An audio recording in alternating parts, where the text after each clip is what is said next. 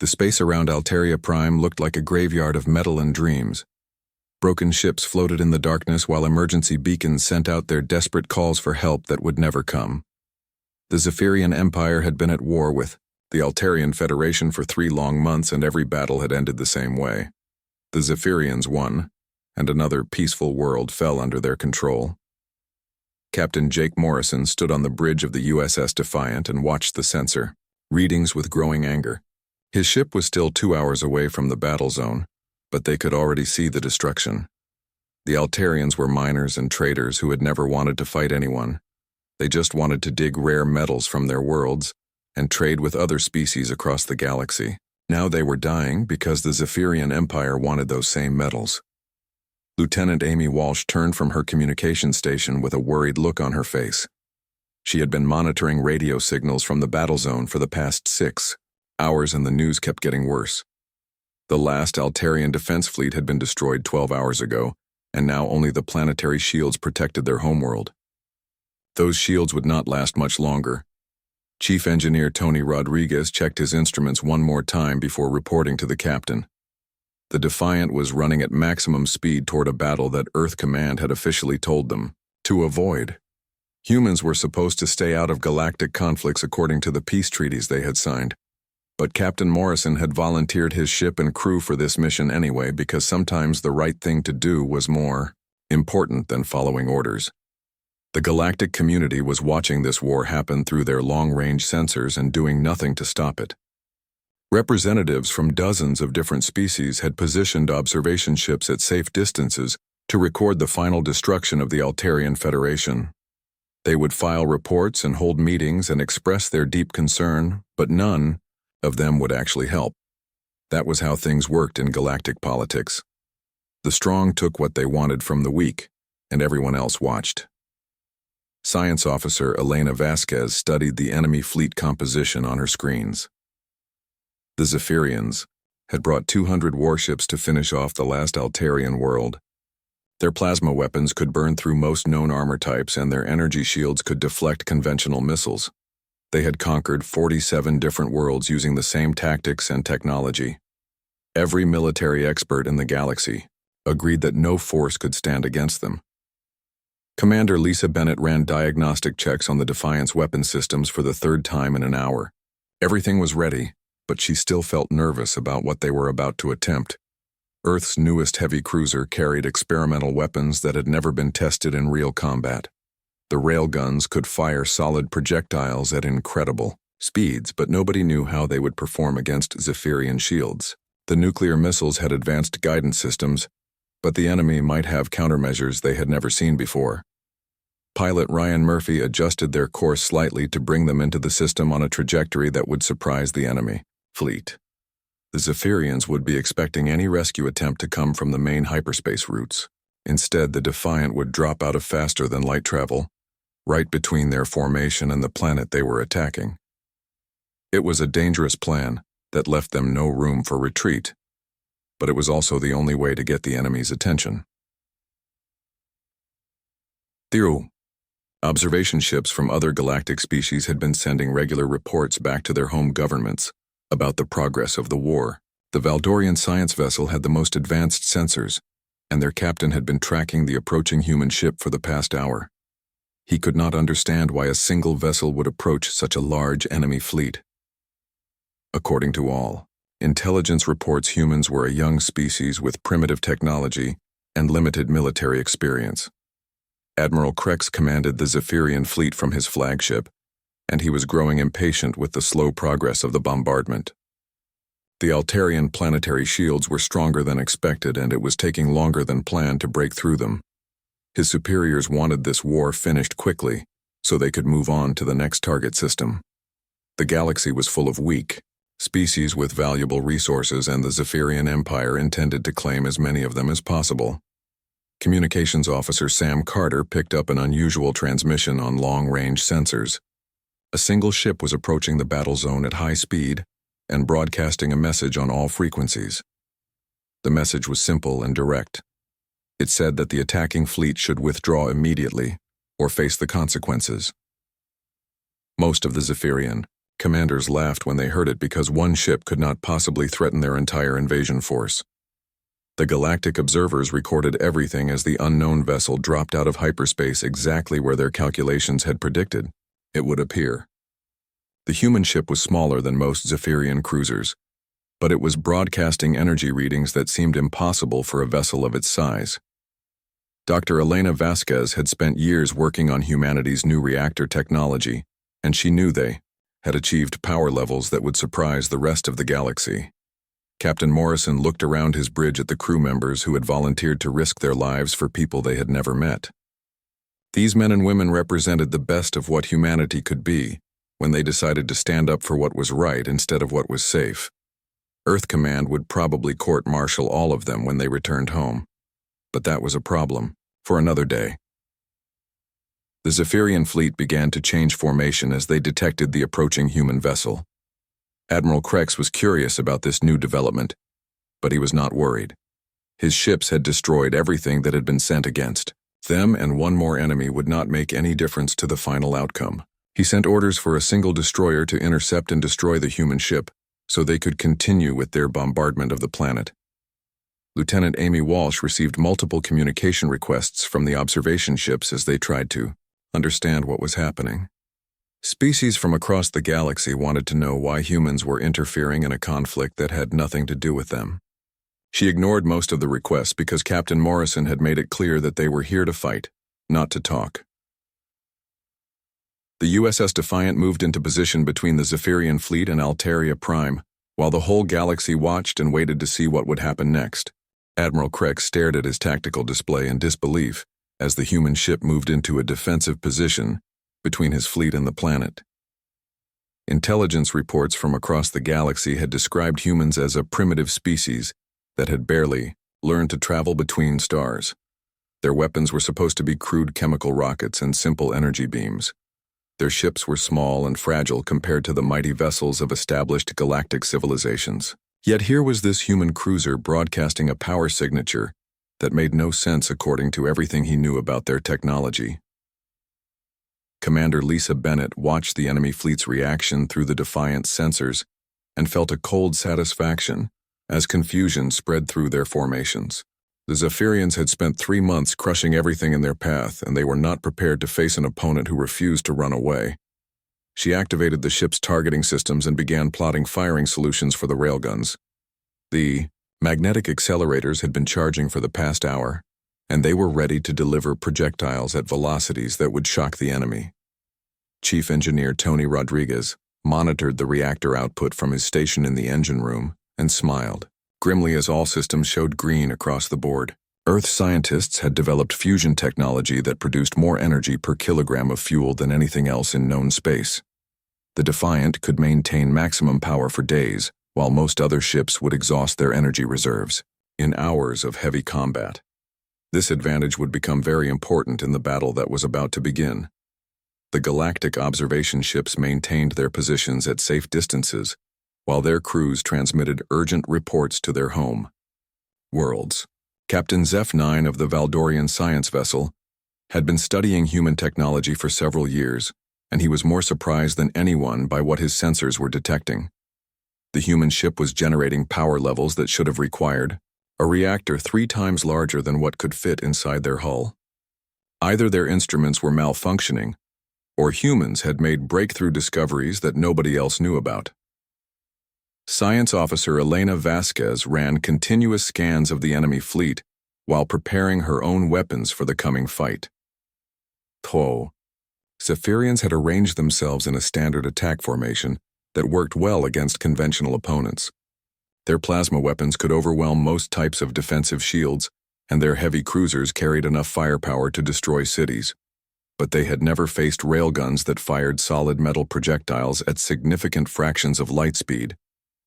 Admiral Krex decided to end this annoying interruption quickly so he could return to the important business of conquering the planet. He ordered 3 destroyers to advance and destroy the human ship, while the rest of his fleet continued bombarding the planetary shields. The destroyers were fast and heavily armed with the latest Zephyrian weapon technology. They should be able to eliminate one primitive human vessel without any difficulty. Lieutenant Amy Walsh intercepted communications between the enemy ships and translated their battle language for the rest of the crew. The Zephyrians were treating the Defiant like a minor obstacle that could be brushed aside with minimal effort. They had no idea that they were about to face weapons and tactics that would change their understanding of space combat forever. She opened a channel to broadcast one final warning to the approaching destroyers, but they ignored her message and continued their attack run. Pilot Ryan Murphy felt the familiar weight of high acceleration as he pushed the Defiant through maneuvers that would have been impossible for ships built with conventional technology. Earth's engineers had solved the problem of inertial dampening using gravity manipulation techniques that other species had only theorized about. The crew could survive forces that would turn most organic beings into liquid while maintaining full combat effectiveness. The 3 Zephyrian destroyers opened fire when they reached optimal range and filled the space around the human ship with deadly plasma bolts. Their weapons had never failed to destroy enemy vessels, and their captains expected to see the primitive human cruiser break apart under the assault. Instead, they watched in growing alarm as most of their shots missed completely, while the few hits that connected seemed to have no effect on the target. Communications Officer Sam Carter coordinated with the tactical systems as the Defiant's defensive lasers came online. The computer-controlled point defense grid could track thousands of incoming projectiles simultaneously and engage them with precision that no biological gunner could match. Plasma bolts that should have struck the ship were intercepted and neutralized before they could reach the hull. The galactic observers recorded everything as the human ship demonstrated capabilities that challenged fundamental assumptions about technological development. Species that had been traveling between stars for thousands of years watched in amazement as a newcomer to galactic civilization displayed military technology that seemed decades ahead of anything else they had seen. Commander Lisa Bennett waited for the perfect moment before giving the order to return fire. The Zephyrian destroyers had closed to within optimal range for the railguns, and their formation made them perfect targets. She activated the magnetic accelerators and felt the ship vibrate slightly as the first salvo of tungsten steel projectiles left the launch tubes at incredible velocity. The tungsten projectiles crossed the distance between ships in seconds and struck the lead destroyer with kinetic energy that overwhelmed its energy shields completely. The solid metal rounds punched through armor plating like it was made of paper and continued through the ship from bow to stern. Secondary explosions rippled through the destroyer's hull as the projectiles destroyed critical systems, and the entire vessel broke apart in a brilliant flash of escaping atmosphere. Admiral Krex watched his lead destroyer die in complete silence as his tactical officers struggled to understand what had just happened. The human weapon had ignored their most advanced defensive shields and destroyed a warship that had survived dozens of previous battles. According to everything they knew about physics, solid projectiles should not have been able to penetrate Zephyrian armor at such extreme range. The 2 remaining destroyers tried to retreat, but Commander Bennett had already fired a second salvo from the railguns. The magnetic accelerators had recharged faster than the enemy expected, and more tungsten rounds streaked across space toward their targets. The second destroyer exploded when the projectile severed its main power conduit, while the third ship lost its engines and began spinning helplessly through space. Science Officer Elena Vasquez analyzed the enemy fleet's reaction to this unexpected development and saw confusion spreading through their formations. The Zephyrians had never encountered weapons that completely bypassed energy shields, and they were struggling to adapt their tactics. This moment of uncertainty would give the Defiant a crucial advantage in the larger battle that was about to begin. Captain Jake Morrison studied the tactical display and saw opportunity in the enemy's confusion. The Zephyrian fleet was powerful, but they were also predictable because they had never faced serious opposition before. It was time to show them that humans fought wars differently than everyone else in the galaxy. The destruction of 3 Zephyrian destroyers in less than 2 minutes sent shockwaves through the enemy fleet that Admiral Krex could see spreading across his tactical displays. Ship captains who had never experienced defeat were demanding new orders, while his tactical officers struggled to analyze weapons that seemed to ignore the basic laws of space combat. The human vessel should have been destroyed or retreating by now, but instead it was accelerating directly toward the main body of his fleet at speeds that seemed impossible for any known starship design. Captain Jake Morrison felt the familiar Pressure of high-speed maneuvers as pilot Ryan Murphy pushed the Defiant through acceleration patterns that would have crushed the crew of any conventional vessel. Earth's breakthrough in gravity manipulation technology allowed them to survive, forces that registered as fatal on every other species' safety charts. The enemy would expect them to maintain safe distance and exchange long-range fire, but humans had learned to fight wars up close where superior technology mattered more than superior numbers. Commander Lisa Bennett coordinated the ship's weapon systems as they closed with the enemy formation and prepared to demonstrate tactics that would be studied in military academies across the galaxy for generations to come. The railguns were cycling through their recharge sequence while the nuclear missile tubes loaded their first salvo of guided warheads. Each missile carried artificial intelligence systems that could adapt to enemy countermeasures and navigate through defensive fire that would stop conventional weapons. Chief Engineer Tony Rodriguez monitored power distribution from the engine room as every system on the ship demanded maximum energy output. The fusion reactors were producing more power than most space stations, while the inertial dampeners worked overtime to keep the crew functional during combat maneuvers. He had spent years perfecting the technology that made this level of performance possible, and now he was watching it prove itself against the most feared military force in the galaxy. The galactic observation ships maintained their positions while their crews transmitted increasingly frantic reports to their home governments. The Carillion science vessel had been recording detailed sensor data on human ship performance, and their captain was questioning everything he thought he knew about physics. The acceleration forces being generated should have liquefied any organic crew, but the human vessel continued to function at full combat effectiveness. Science Officer Elena Vasquez tracked the enemy fleet's formation changes as they tried to adapt to an opponent unlike anything they had ever faced before. The Zephyrians were clustering their ships together in a defensive pattern that worked well against energy weapons, but would prove to be a fatal mistake against the weapons the Defiant was about to deploy. She prepared the targeting data for the nuclear missile systems and waited for Captain Morrison's order to commence the main attack.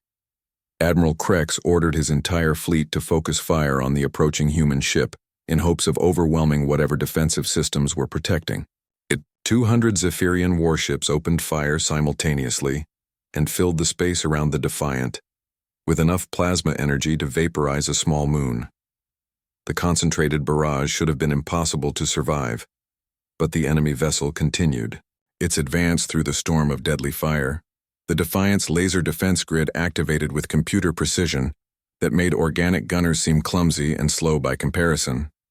Thousands of incoming plasma bolts were tracked and engaged by defensive beams that fired faster than biological reflexes could follow. The few enemy shots that penetrated the defensive screen struck armor plating that had been designed to absorb and disperse energy attacks that would cripple conventional starships. Lieutenant Amy Walsh coordinated communications between the ship's various departments while monitoring enemy transmissions for intelligence that could help in the battle. The Zephyrian fleet commanders were becoming increasingly desperate as their most powerful weapons proved ineffective against the human vessel. Some captains were already suggesting retreat, but Admiral Krex was refusing to authorize withdrawal from what should have been an easy victory. Communications Officer Sam Carter worked with the tactical systems to identify high-value targets in the enemy formation while preparing the next phase of the attack. The Zephyrian flagship was heavily defended, but it was also the key to their command structure. If Admiral Krex's vessel could be disabled or destroyed, the entire enemy fleet would lose coordination and become vulnerable to systematic destruction. Commander Lisa Bennett waited for the optimal moment before launching the first wave of nuclear missiles toward the clustered enemy formation. 12 guided warheads separated from the Defiant and began their approach using flight patterns that confused and overwhelmed Zephyrian point defense systems.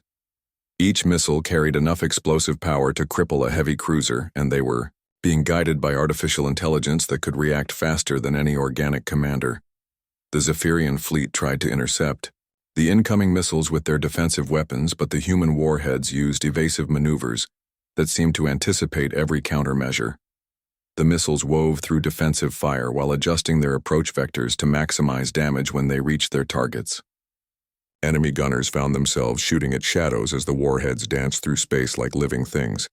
The first nuclear warhead detonated in the center of the enemy formation and created a chain reaction that disabled 6 Zephyrian cruisers in the initial blast. The remaining missiles found their target seconds later and filled space with brilliant flashes of nuclear fire that overwhelmed enemy sensors and communication systems. When the radiation cleared, half the Zephyrian fleet was drifting helplessly through space, with their main power systems destroyed.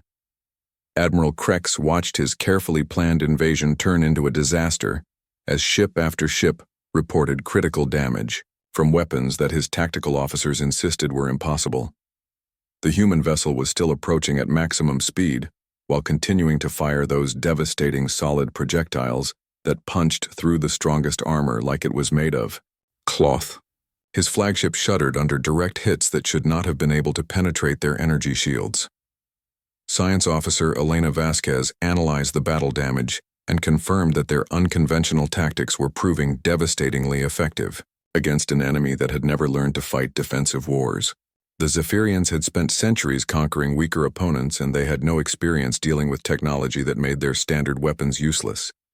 Every advantage they had counted on was being neutralized by human engineering and tactics. The Galactic observers transmitted emergency reports as they witnessed military technology that challenged everything they thought they knew about the limits of starship design. The human vessel was single-handedly destroying a fleet that had conquered dozens of worlds while demonstrating capabilities that seemed decades ahead of anything else in known space. Representatives from major galactic powers were demanding immediate meetings with human leadership to discuss technology sharing agreements. Pilot Ryan Murphy executed another series of impossible maneuvers as the Defiant carved through the enemy formation like a sword through paper. The remaining Zephyrian ships were trying to reorganize their formation, but they were too slow to keep up with a vessel that could change direction and speed faster than their weapons could track. This was human warfare at its finest, combining superior technology with tactics that no other species had ever imagined. Captain Jake Morrison studied the tactical display and realized that they had achieved something that military historians would debate for centuries. A single human warship was in the process of defeating an entire invasion fleet through the application of technology and tactics that the rest of the galaxy had thought impossible. The age of human military dominance was beginning with thunder and fire among the stars. The next 10 minutes of combat would become known throughout galactic civilization as the 10-minute miracle, a span of time when a single human warship rewrote the fundamental rules of space warfare, while the entire galaxy watched in stunned amazement. Admiral Krex commanded what remained of his fleet from a flagship that was losing power and atmosphere, while his tactical officers reported damage that should have been impossible to inflict with conventional weapons. Captain Jake Morrison coordinated the systematic destruction of the Zephyrian invasion force with the cold precision of a surgeon removing a cancer from healthy tissue. The enemy ships were powerful and numerous, but they had been designed to fight opponents who used the same basic technology and tactics that had dominated galactic warfare for thousands of years. None of their training or experience had prepared them for railguns that fired solid projectiles at relativistic velocities, or nuclear missiles guided by artificial intelligence that could think faster than organic minds. Commander Lisa Bennett watched her targeting displays as the Defiant's weapon systems acquired and engaged targets with mechanical efficiency that made the battle seem almost routine. The railguns fired in sequence to maintain continuous pressure on enemy formations, while the missile tubes launched guided warheads that sought out the most valuable targets in the Zephyrian fleet. Each shot was calculated to maximize damage while conserving ammunition for the long fight that everyone expected this to become. Chief Engineer Tony Rodriguez maintained perfect power distribution throughout the ship's systems, despite the incredible demands being placed on the reactor cores by combat operations and defensive systems, working at maximum output. The fusion reactors were producing energy levels that would have been considered impossible by galactic engineering standards, while the inertial dampeners allowed the crew to survive maneuvers that registered as fatal on every other species' safety protocols. Science officer Elena Vasquez tracked the progressive collapse of enemy resistance as Zephyrian ships found themselves unable to adapt to weapons and tactics that existed outside their understanding of physics and military doctrine. The railgun projectiles were moving too fast for conventional point defense systems to intercept. while the nuclear missiles used guidance algorithms that anticipated and countered every defensive measure the enemy could deploy against them. The galactic observation ships recorded every detail of the engagement, while their crews transmitted increasingly desperate reports to governments across known space. The Valdorian science vessel had been monitoring human technological development for several years, but their most optimistic projections had not prepared them for capabilities that seemed to violate basic assumptions about what was possible for a species barely 2 centuries into interstellar travel.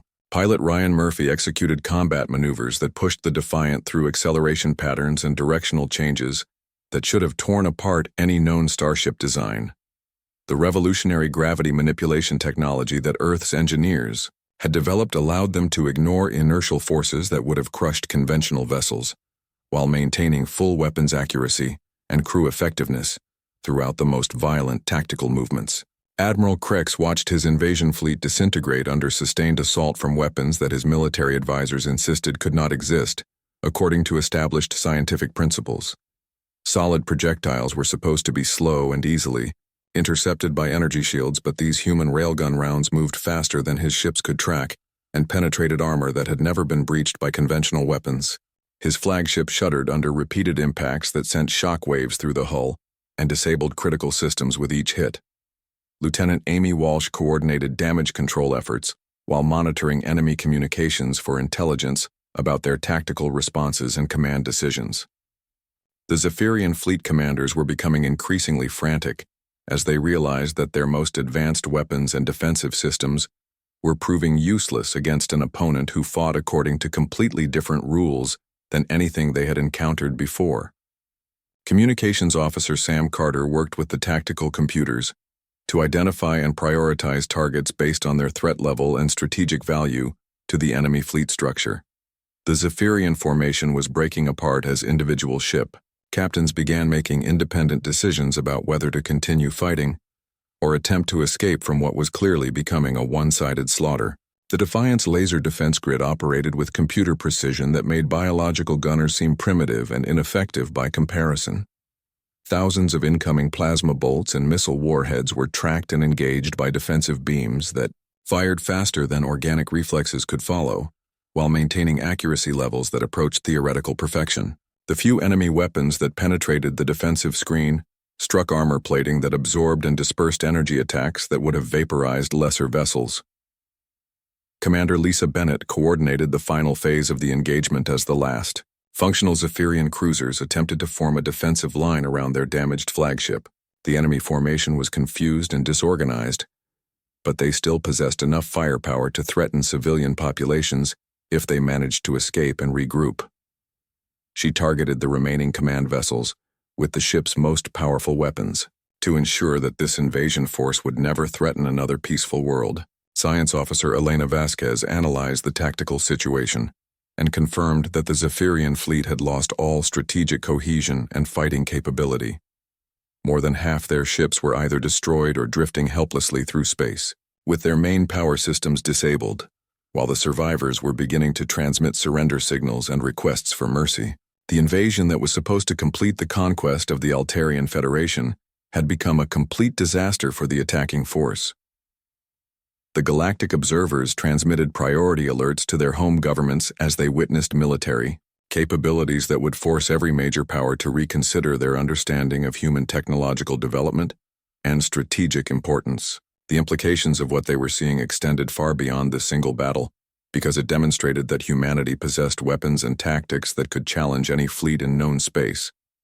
Admiral Krex made the decision that would haunt his military career for the rest of his life, as he ordered the surviving ships of his invasion fleet to retreat from the battle zone immediately. The Zephyrian Empire had never authorized a withdrawal from combat in their 500-year military history, but continuing to fight would only result in the complete destruction of his remaining forces. His flagship began broadcasting retreat orders on all frequencies while preparing to jump to hyperspace. Chief Engineer Tony Rodriguez monitored the enemy fleet's energy signatures as they prepared for emergency departure from the system while maintaining ready status for pursuit operations if Captain Morrison decided to follow the retreating vessels. The Defiant had sufficient fuel and ammunition reserves to continue combat operations for several more hours, But the primary mission of protecting Alteria Prime had been successfully completed. Captain Jake Morrison watched the last Zephyrian ships disappear into hyperspace, while the observation vessels from dozens of galactic civilizations continued to record and transmit every detail of what would become the most studied military engagement in modern history. A single human warship had defeated an entire invasion fleet using technology and tactics that would force the galaxy to acknowledge that humanity was no longer a minor species, to be ignored or underestimated. The battle was over, but the consequences were just beginning as news of the impossible victory spread across known space and reached the attention of powers that had been planning their own expansion campaigns. The age of human military dominance had been announced with railgun thunder and nuclear fire, while the whole galaxy watched in amazement. The silence that followed the Zephyrian retreat was more profound than the thunder of weapons that had filled space for the previous hour. Captain Jake Morrison stood on the bridge of the USS Defiant and watched the tactical displays clear of enemy contacts while debris from destroyed warships drifted past their viewports like metallic snow. The impossible had happened, and every sensor in the system had recorded the evidence that would soon spread across the galaxy and change everything about how other species viewed humanity. Commander Lisa Bennett coordinated rescue operations as the Defiant moved through the battlefield to assist damaged Alterian vessels and search for survivors from the destroyed Zephyrian ships.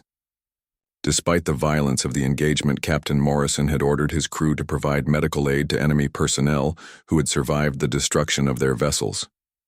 This act of mercy would be noted by the galactic observers and would contribute to the growing legend of human military ethics.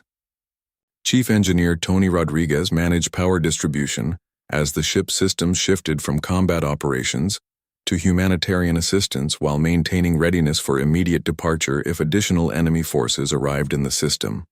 The fusion reactors continued to produce energy levels that amazed galactic scientists who were monitoring the human vessel's performance through long-range sensors and trying to understand how such power output was possible. Science Officer Elena Vasquez analyzed the battle data while coordinating with Alterian scientists who wanted to understand how their homeworld had been saved by the intervention of a species they had barely heard of before today. The complete recordings of the engagement would be studied by military academies across known space for decades to come, as other civilizations tried to comprehend weapons and tactics that had rendered conventional fleet warfare obsolete. Lieutenant Amy Walsh managed communications traffic as requests for information poured in from observation ships representing dozens of different galactic civilizations. Every major power wanted immediate meetings with human representatives, while science vessels requested permission to conduct detailed scans of the Defiant's hull and weapon systems. The diplomatic implications of the battle were becoming clear, as species that had ignored humanity for decades suddenly wanted to establish formal relations. The Galactic Observation Fleet had transmitted complete recordings of the engagement to their home governments within minutes of the Zephyrian retreat, and the response was immediate and overwhelming. The Valdorian Science Directorate offered technology exchange agreements while the Carillion Republic requested defensive alliance negotiations. Even the normally isolationist Centauri Collective sent diplomatic overtures through their embassy ships. Pilot Ryan Murphy executed gentle maneuvers as the Defiant approached damaged Alterian vessels to provide assistance and medical support. The same gravity manipulation technology that had allowed them to survive impossible combat accelerations now enabled precise movements that kept them stable, while rescue shuttles transferred wounded civilians to the human ship's medical facilities. Every action was being recorded by observers who would carry reports of human compassion back to their respective governments. Communications Officer Sam Carter processed priority transmissions from Earth Command while maintaining contact with local Alterian authorities who were coordinating planetary defense operations. Admiral Patricia Hayes appeared on the main communication screen with an expression that mixed pride with deep concern about the political consequences of what the Defiant had just accomplished in full view of the galactic community. The immediate tactical situation was stable, but the strategic implications were enormous as news of the battle spread across interstellar communication networks and reached governments that had been planning their own military campaigns against weaker neighbors. The demonstration of human military capabilities would force every major power to reconsider their expansion plans and defensive strategies in light of weapons that could ignore conventional shields and armor. Commander Lisa Bennett coordinated with Altarian rescue teams as they searched through the wreckage of Zephyrian vessels for survivors who could be saved and information that might prevent future attacks on civilian populations. The destroyed enemy ships contained intelligence data about other planned invasions that would help galactic authorities prepare defenses against the remaining forces of the Zephyrian Empire. Science officer Elena Vasquez worked with civilian scientists from Altaria Prime to establish communication protocols and data-sharing agreements that would help both species benefit from the contact that had been established under such dramatic circumstances. The Altarians possessed advanced mining and metallurgical technology that could complement human engineering capabilities, while humans offered military protection that could guarantee their independence. The political ramifications continued to expand as the galactic observation ships began their journey home, carrying evidence that would reshape diplomatic relationships across known space. The Galactic Council formally requested an emergency session to discuss the implications of human military intervention, while individual species sent envoys to establish bilateral relations with Earth's government. Admiral Patricia Hayes addressed Captain Morrison through the secure communication link while reviewing preliminary reports about the battle that had been transmitted by neutral observers. The victory was complete and overwhelming, but it had also announced humanity's arrival as a major galactic power in a way that could not be ignored or denied by anyone who had witnessed the engagement. Chief Engineer Tony Rodriguez monitored long-range sensors for signs of additional enemy forces, while maintaining the reactor systems that had performed flawlessly throughout the engagement and demonstrated capabilities that would be analyzed by scientists across the galaxy. The fusion technology that powered human starships represented a breakthrough that could revolutionize interstellar travel if shared with other species through carefully negotiated agreements. Lieutenant Amy Walsh processed diplomatic communications from species that wanted to establish formal relations with humanity, while coordinating with Earth's foreign ministry about the protocols for first contact with multiple galactic civilizations simultaneously.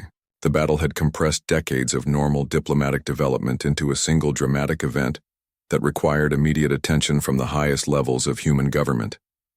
The Defiant began its journey toward the edge of the system while carrying wounded Altarian civilians to safety and broadcasting sensor data that would help other vessels avoid the dangerous debris field created by the destroyed Zephyrian fleet. Every ship they encountered gave them a wide berth, as word spread about the vessel that had single-handedly defeated an entire invasion force. Captain Jake Morrison reviewed the tactical reports while considering the long-term consequences of what his crew had accomplished in defense of a peaceful civilization that had been threatened with extinction. The decision to intervene had been motivated by simple human morality, but the results would influence galactic politics for generations to come, as other species learned that humanity would not tolerate the conquest of innocent populations. Communications Officer Sam Carter received confirmation that the last Altarian civilians had been evacuated from the battle zone while monitoring reports from across the galaxy about the reaction to news of the engagement. Military commanders from dozens of different species were requesting detailed analysis of human weapons and tactics, while diplomatic services scrambled to establish contact with Earth's representatives. The immediate crisis was over, but the larger implications were just beginning as humanity found itself thrust into a position of galactic prominence that they had never sought, but would now have to manage carefully. The age of human influence among the stars had begun with the thunder of railguns and the silence of a retreating enemy fleet, while the whole galaxy watched and learned that there was a new power among them that would defend the innocent and challenge the strong. Science Officer Elena Vasquez completed her final analysis of the engagement, while preparing reports that would be studied by Earth's military planners as they developed strategies for dealing with the attention that humanity would now receive from across known space. The victory had been total, but it had also created responsibilities and opportunities that would shape the future of human civilization among the stars.